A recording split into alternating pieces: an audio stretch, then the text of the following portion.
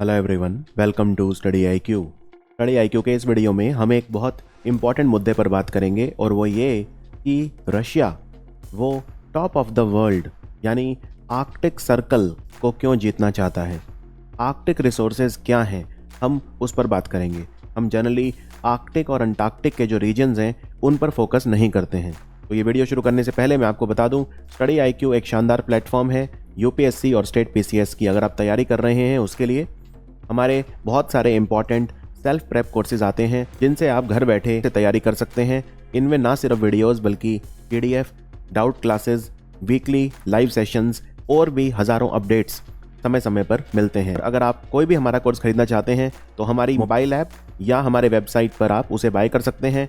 अगर आप ये कोड लगाते हैं GG33 तो आपको इस पर 33% डिस्काउंट मिल जाएगा। अब हम स्टार्ट करते हैं हमारा आज का video, why Russia wants to rule the top of the world. एक पुरानी कहावत है, war is a reality but peace is myth.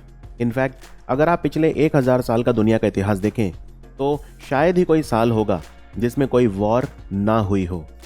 तो वॉर एक अल्टीमेट रियलिटी है। इनफैक्ट पीस को यानी शांति को एक मिथ कहा गया है। तो ये बिल्कुल आपने सही सुनी है ये कहावत, war is a reality but peace is a myth. ये कहावत आज ग्लोबल पॉलिटिक्स का डिफाइनिंग फीचर बन चुकी है। तो आइए इसको समझने की कोशिश करते हैं। फ्रेंड्स, मॉडर्न सिविलाइजेशन के लिए आज दो चीज़ें बहुत इंपॉर्टेंट हो गई हैं। पहली है रिसोर्सेज और दूसरी उनकी आकांक्षाएं, एस्पिरेशंस। और जब हम इन लिमिटेड रिसोर्सेज को हासिल करने की एस्पिरेशंस अनलिमिटेड तरीके से बढ़ा लेते हैं तब वॉर्स होते हैं। आप इतिहास के पन्ने पलटकर देख लीजिए, समय कोई भी हो, सुपर पावर कोई भी हो, लेकिन फॉर्मूला यही अप्लाई होता है। और इतिहास ही क्यों, आज चाइना को ही देख लीजिए, चाहे साउथ चाइना सी हो या ईस्ट चाइना सी, मिडल ईस्ट हो या अफगानिस्तान, अफ्रीका हो या लैटिन अमेरिका, चाइना इन सभी रिसोर्स रिच रीजन्स के पीछे ही पड़ा है। तो ये सारी की सारी लड़ाई किसकी है? संसाधनों की, रिसोर्सेज की। इसी चीज़ को एक दूसरे एंगल से देखें तो हमें यह समझ आता है कि धरती के जिस भी हिस्से में रिसोर्सेज होंगे वहां वॉर तो होगी ही।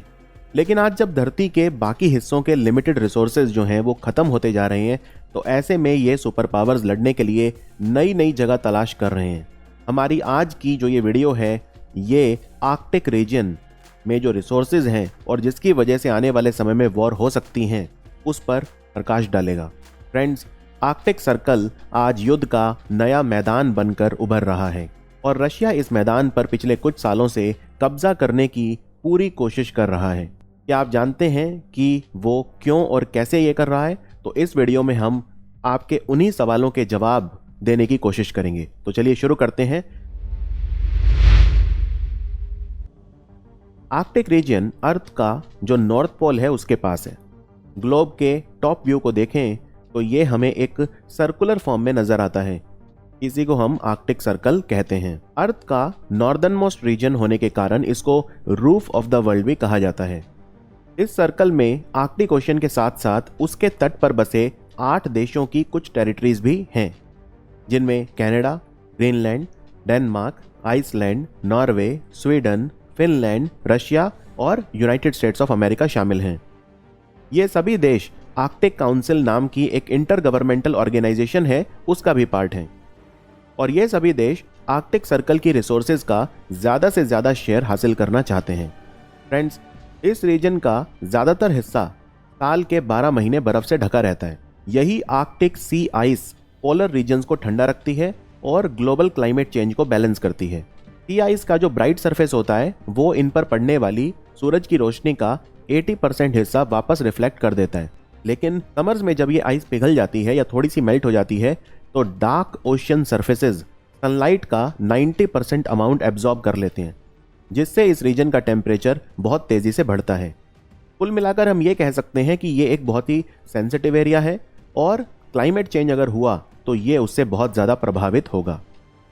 लेकिन जहाँ एक तरफ पूरी दुनिया क्लाइमेट क्राइसिस की बात कर रही है, वहीं दूसरी तरफ कुछ देश ऐसे हैं जो इस क्राइसिस को अपॉर्चुनिटी में तब्दील करने में लगे हुए हैं।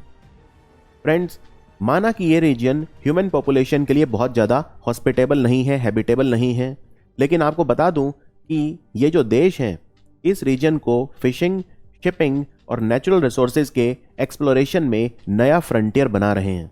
ये जो 3 इंडस्ट्रीज मैंने आपको बताई, फिशिंग, शिपिंग और नेचुरल रिसोर्सेज, इनकी तरफ ना सिर्फ ये 8 कंट्रीज जो इसके कोस्ट के आसपास पड़ते हैं, बल्कि चाइना जैसे दूर दराज देश भी अपनी ओर आकर्षित कर रहे हैं ये 3 इंडस्ट्रीज। चाइना जैसे कंट्री को जो आर्कटिक से बहुत दूर है। जैसे जैसे इस रीजन की आइस मेल्ट होगी, वैसे वैसे ये देशों की जो इकोनॉमिक एस्पिरेशंस हैं उनको पूरा करने के लिए एक अच्छा सोर्स बनता जा रहा है। और वो कैसे, आइए देखते हैं। इसको मैप से समझते हैं। फ्रेंड्स, आप यहाँ पे देख सकते हैं कि अभी तक ईस्ट एशिया से वेस्ट यूरोप तक जाने के लिए हमारे पास एक यही शॉर्टेस्ट सी रूट है। ये route Malacca Strait, Indian Ocean, Gulf of Aden, Suez Canal और मेडिटेरेनियन सी से होकर जाता है। ये जो डिस्टेंस है लगभग 21,000 किलोमीटर का है और इसको तय करने में लगभग 48 दिन लगते हैं एक जहाज को।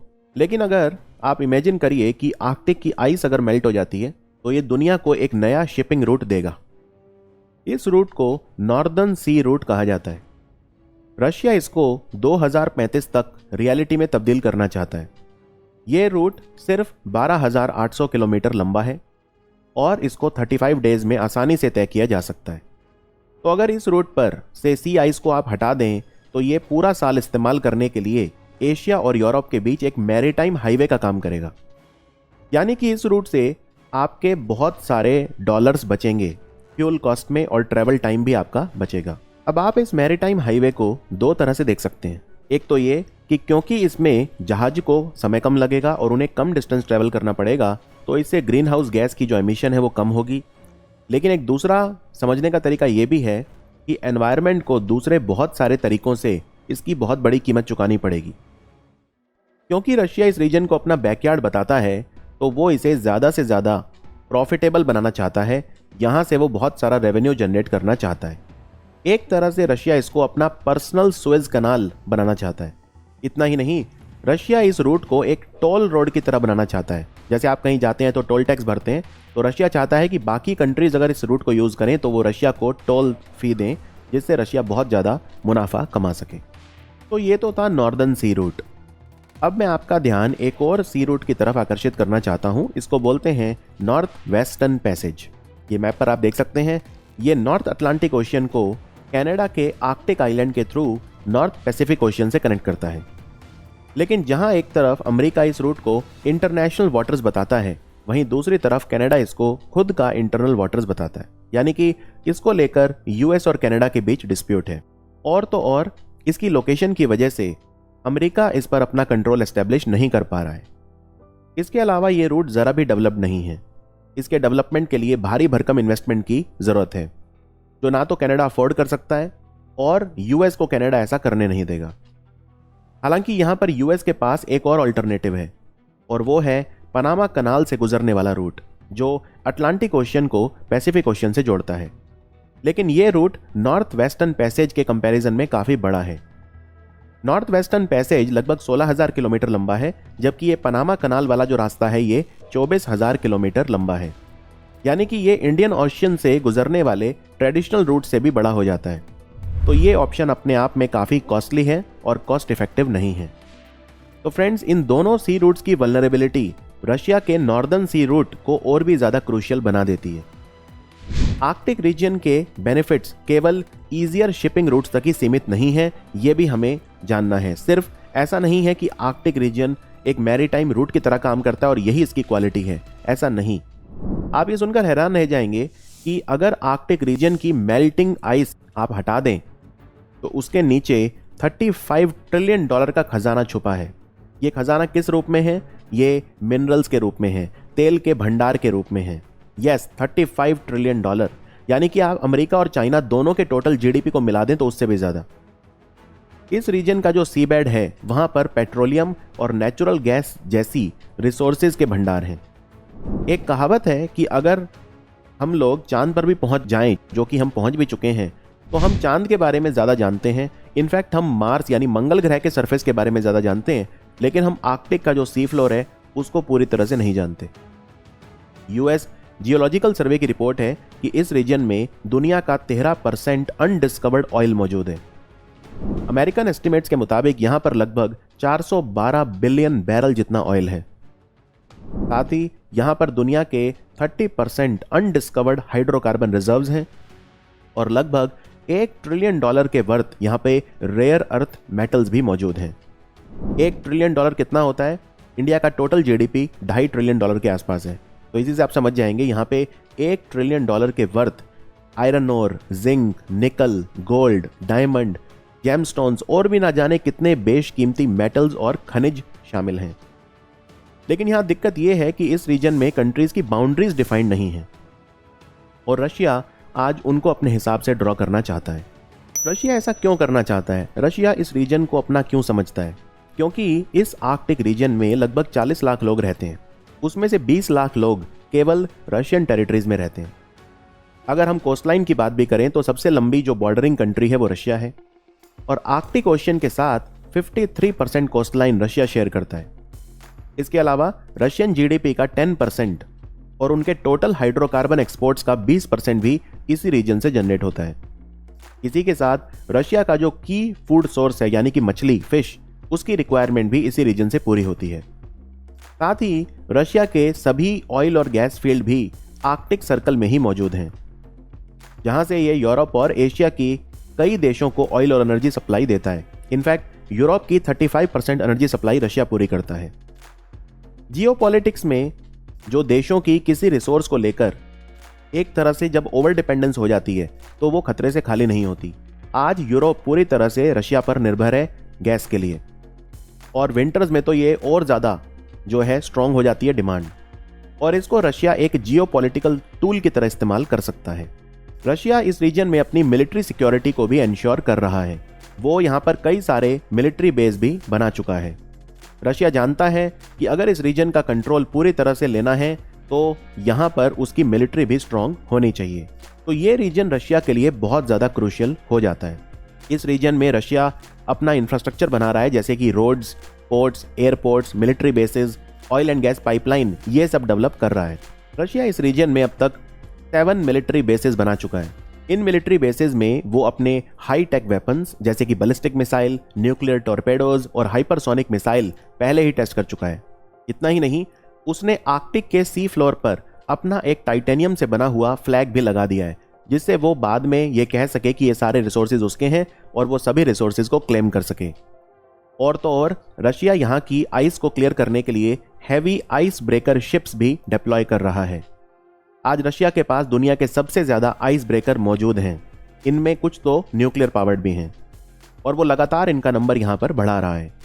इतना ही नहीं, रशिया यहाँ पे अपने जासूस भी छोड़ चुका है और ये जासूस कोई मामूली जासूस नहीं है बल्कि बलूगा वेल है।